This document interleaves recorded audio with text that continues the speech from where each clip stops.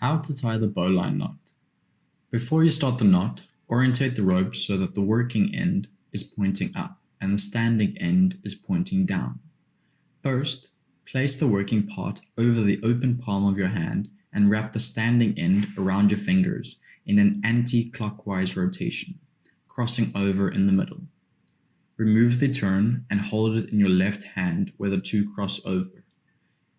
Thread the standing end through the loop or ring and pull it so that it is pointing upwards. Adjust the turn so that you have enough rope to make the rest of the knot. Pass the standing end through the turn from bottom to top.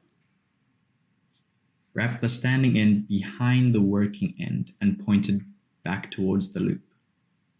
Pass the standing end through the loop from top to bottom.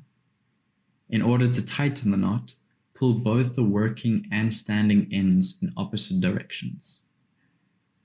And that is how to tie the bowline knot.